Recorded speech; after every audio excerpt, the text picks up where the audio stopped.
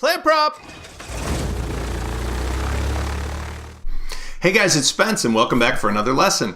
Today I want to cover a topic that I started with, but I want to do it more slowly. I've gotten some really nice feedback from all of you pilots about what I'm doing here with making videos that teach you how to be better at creating videos, editing videos, publishing videos, storytelling, and even photography. In other words, because the cameras are so awesome with video, we can now do some photo editing tricks so you can take the best of your videos and share them online with your friends and your family or just for yourself. What I want to do now is to go a little more slowly through the first video I made because I realize now it was just an experiment. I may have gone too fast for some of you guys and covered a lot of territory.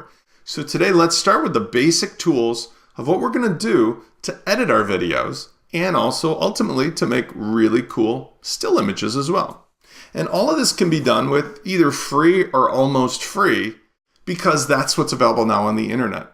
I know you can use paid tools, which I'll go into in a second, which are also pretty awesome, but we're going to use something that right now you can download for free and use on any modern computer with the same degree of success that I'm showing you right here.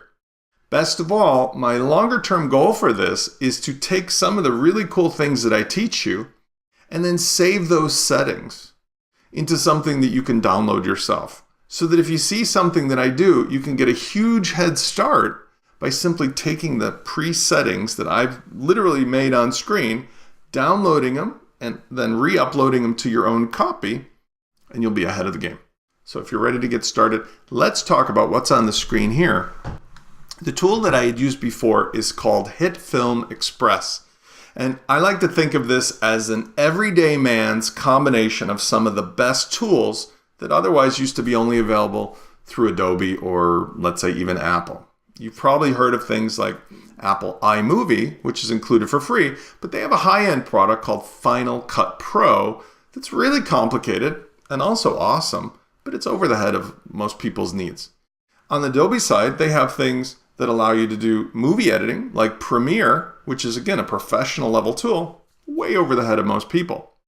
There's also tools that are used for something called compositing, which is to do some special effects and composite or layer on top. Think of fiberglass, composite resin. You can lay the effects on top and build up some really cool things, almost as good or better than you'll see in the movie theaters because this is the same tool that professional editors use. Again, those tools from Adobe are not necessarily expensive, but they're very complicated and beyond the scope of this.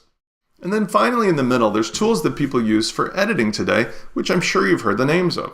Things like Adobe Photoshop or Adobe Lightroom, both of which are really incredible for both making special effects and editing the images, and also for just in Lightroom, organizing, managing, and improving the images in general. Well, guess what? We can do most of what we want to do with that inside of HitFilm Express. HitFilm Express is also free to download, and it works on Macintosh or a PC. So it's a win all around. And best of all, what I show you can be downloaded in future videos that I make so that you can do the same exact thing from the moment you upload it and then work backwards to see exactly what I moved and what's on the screen because it'll show up in your controls as well. HitFilm Express is available at fxhome.com/express. It's free to download. It's not a huge file. It's under, I think it's about 70 megabytes. It expands out automatically. And best of all of the extra features and things that you maybe want to expand into can be added a la carte. $9 for this or $19 for that. But right out of the box, you can do almost all the things that we need to do without having to pay for anything. So I've already installed it, and once you install it, it's going to look something like this. And so what I want to cover now are the basics that you're going to need to think about when using this. What we're going to work mostly on is going to be 1080, which is 2K, right? 1920 pixels wide by 1080 pixels high. So when we set up our projects, we're going to choose that from the menu. When we go to File, New Project, 1080p. Now, the other thing here says FPS, that's frames per second. In the old days, with cameras, motion picture cameras, like you see Well, you still see them in the movies as what they used to be, but it's not actually done with film. When film is recorded, those cameras recorded at just about 24 frames per second. A little bit under. It was 23.976. When digital video came along, the actual frame rate went up to 29.97. That gives a different look to what happens on screen. And sometimes you could call this the soap opera effect. When you watch video, it looks different than real film. And even when you take a real film and you show it on TV, or you take a real film and you record it onto a digital video format, there's just something different about it, right? You know it when you see it. If you watch an old Western movie with Clint Eastwood, it just looks different than if you're watching your latest soap opera, especially on a big TV. We're going to use, for most times, the natural frame rate of your video recording gear, which is going to be 29.97. But in some of the later videos, I'm going to show you how to get a cinematic effect, an old film effect, by changing that later. So when we choose our project, we'll do 1080p, Full HD, at 29.97. Everything else you can leave alone by default, and these are the audio. That's just how much data we're going to take in. We're going to go with a high sample rate so that your sound is good. And the anti-aliasing and all this, you can just leave this alone. And now what we want to do is start with the editing mode. Now the editing mode is where we'll actually put in our footage and work with it. But later I'm going to show you how you can also do what's called compositing, remember? Where you can layer things on top.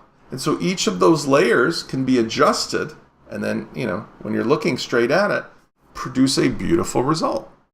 And the reason we want to do layers is because by making layers and compositing things, we can adjust each of those things independently and do some pretty cool stuff. For example, I'm going to show you how to do some stop motion.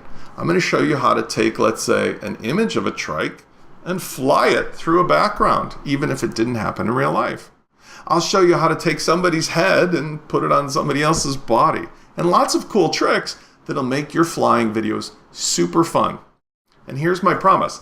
Even if you didn't shoot the original footage, there's an unlimited amount of footage on the internet that is available for you to use for free for fun purposes, maybe so long as you give it the proper attribution, and in some cases without having to attribute it at all. So that's why we're going to have so much fun here, because we all know that there's tons of downtime when you're not flying your aircraft. And if you really enjoy demonstrating for yourself, just for the fun of it, or to your friends and family, how cool it is to do the sport that you enjoy with the aircraft you enjoy, well, I have in the last 20 years not found anybody else that has covered this topic, which is how to make better videos and better photographs from your flying as a pilot. And I think I'm in a good position to teach you, because this has been my passion and my love since I was little.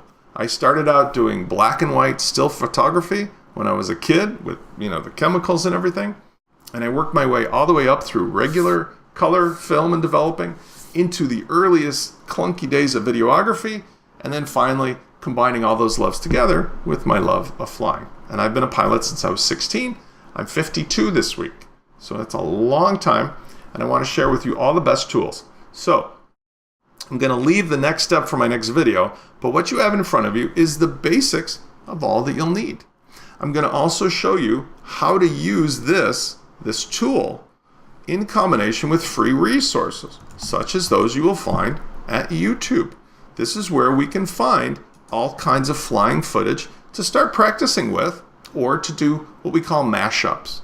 Take the fun videos from your friends and your fellow pilot buddies and make it into something new.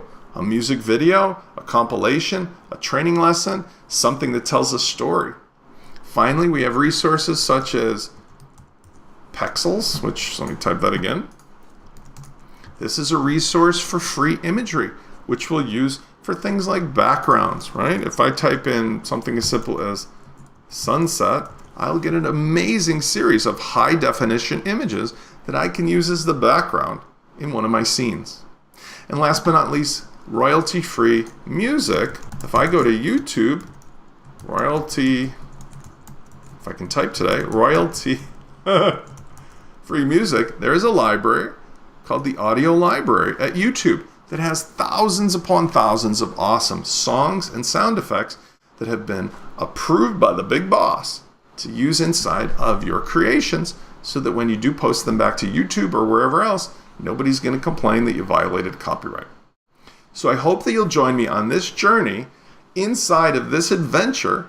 I'm calling it Video Spence, but I may change the name, where I'm going to teach you as a pilot or an aviation fan how to use the best tools, techniques, tactics, strategies, and just fun things about making videography or videos and photography or still images and putting them out there for yourself or your friends to enjoy. If you like the idea, please click subscribe or join this channel or follow it so that you'll get every video when it comes out. I'll see you then. Clamp prop!